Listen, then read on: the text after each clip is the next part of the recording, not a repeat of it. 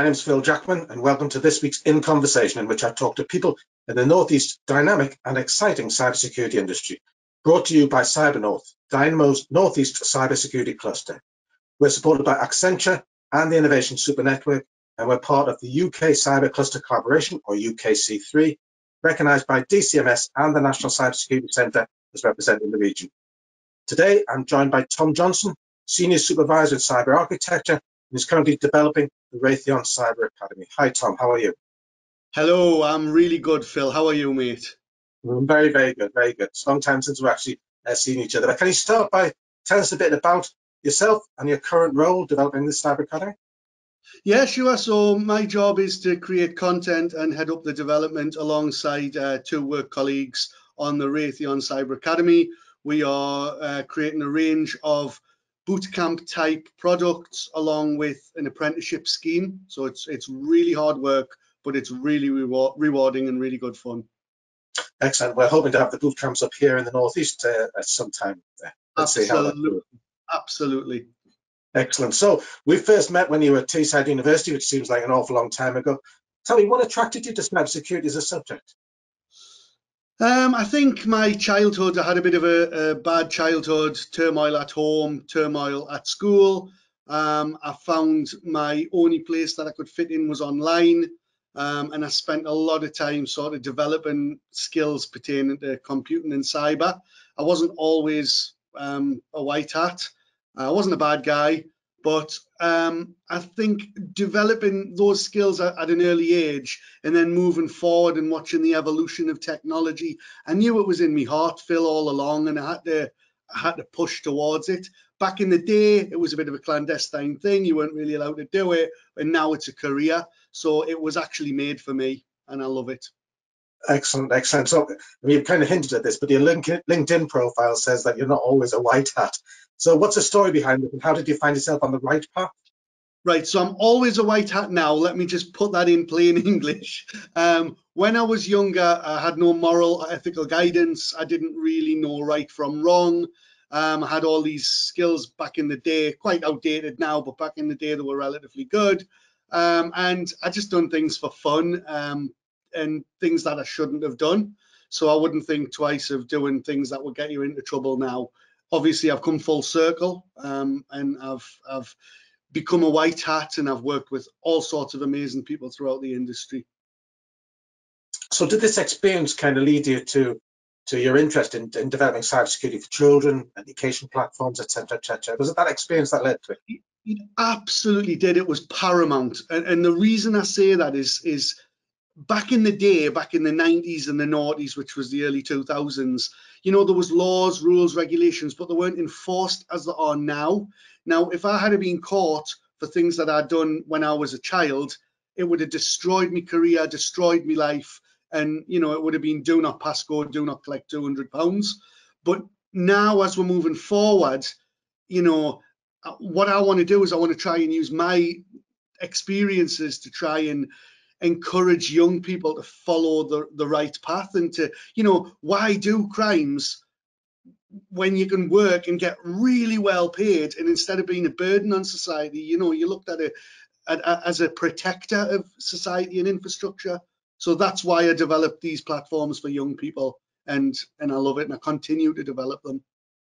Excellent. So you've done some great work around the Human Firewall, speaking at loads of events, including Cyberfest and the prestigious ICDDF on behalf of the National Police Chiefs Council.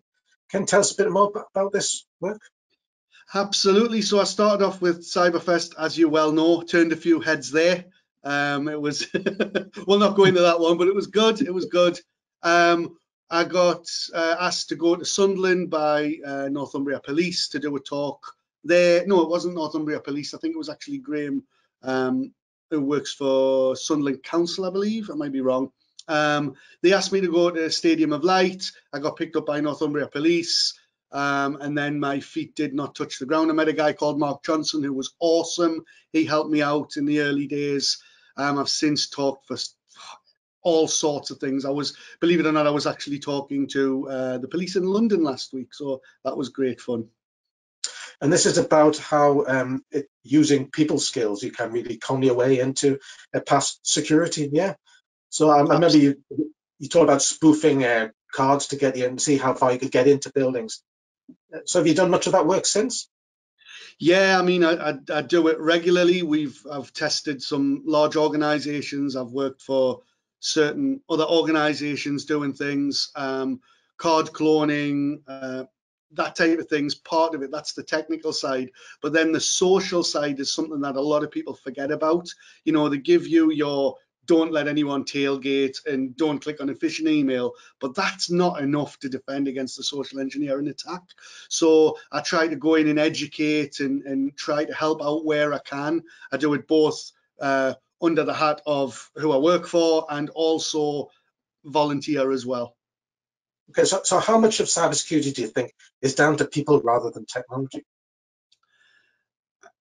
I think that's a difficult one to say. I mean, the art of social engineering is getting somebody to do something or say something they shouldn't necessarily do or say. So if they've got privileges and you can persuade them into executing something or visiting a link or letting you log in or whatever, you mitigate a lot of that sort of effort that they've put in to defend against it. So, you know, nowadays you can ask someone any question. You can say, okay, how fast is the speed of light? And the first thing they do is they pull out the phone and they type it into Google. So if you think about it that way, you know, the person, the network, they're all connected, they're all the same. So I think it's difficult to say, but you know, it's a high percentage. Social engineering works time and time and time again.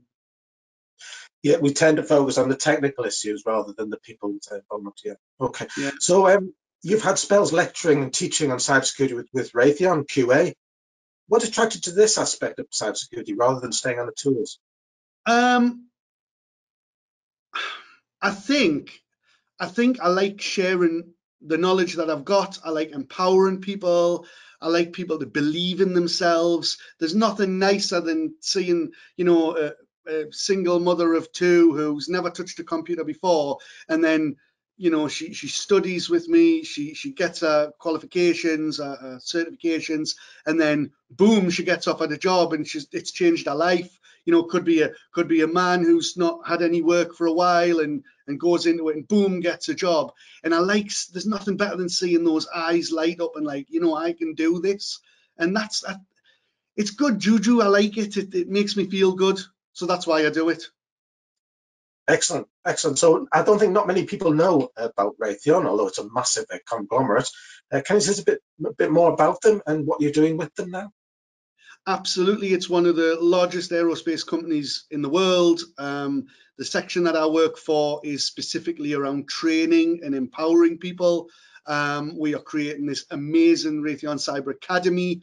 It's got some great content in. We've got experts that work with us as well in other sort of areas. And what we are trying to do, instead of rolling it out down south, like a lot of companies do, and bringing the might of Raytheon up north and working with Cyber North and everybody we can to try and upskill people in the area and make, you know, the Northeast, especially the Tees Valley, the place to go to recruit people. That's the idea.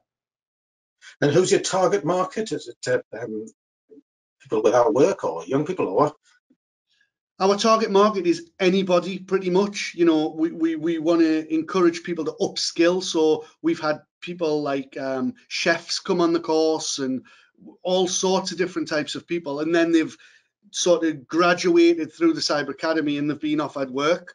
Then the employers come to us to offer them the apprenticeship schemes, so we can take them up over 2 years, and we can even offer sort of degree level stuff after that as well. So it's, you know, it's the whole package, and it's trying to upskill the people in the area to help the businesses, because we know that there's a lot of great businesses in the Tees Valley, cyber businesses, and the problem is it's finding the staff and finding the unicorns. Well, we can't make unicorns, but we can get them going in that direction, if that makes sense.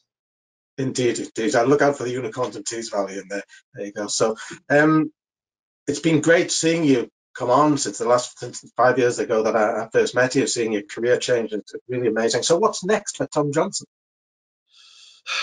Well, that would be classified. I think I want to develop my own personal skills. I think that's in the core of everybody who's in cybersecurity. I want to keep learning, keep developing, keep networking, and I want to bring the Raytheon Cyber Academy to the Northeast with all of my amazing support that I've got. I want to make a difference in the area, and then who knows what the future holds. I'll keep doing me talks. I'll keep working with unbelievable people. I've learned so much on my journey. It's been amazing, and I just want to keep going. Excellent, excellent. As an aside, Graham works for Gateshead Council rather than Sunderland, but that's by the by. So my last question for you, Tom, then, what one thing would you like to see happen in the next 12 months? I'd like to see an upskill in people. I'd like to see people who don't believe they can do it realize that it's not for the hooded elite. I want to offer the people who don't want to go down the academic route an alternative, but not just poor content. I want to give them something amazing. And I want to help the companies around the area find the people that we need to defend the UK. That's exactly what I want to do. And I want to inspire as many people as I can along the way, Phil. Excellent. Well, you've certainly been inspiring to me. So thanks very much for that, Tom. Keep turning those caterpillars into beautiful butterflies. I'd also like to thank Robert Campbell, who's helped me to set up these in conversations.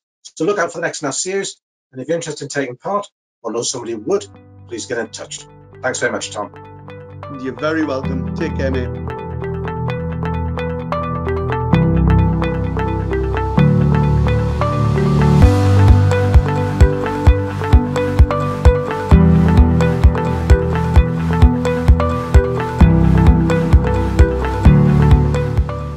That was In Conversation with Phil Jackman, lead for Cyber North. Audio and video production was by me, Robert Campbell. This was a Team Funds production for Dynamo Northeast.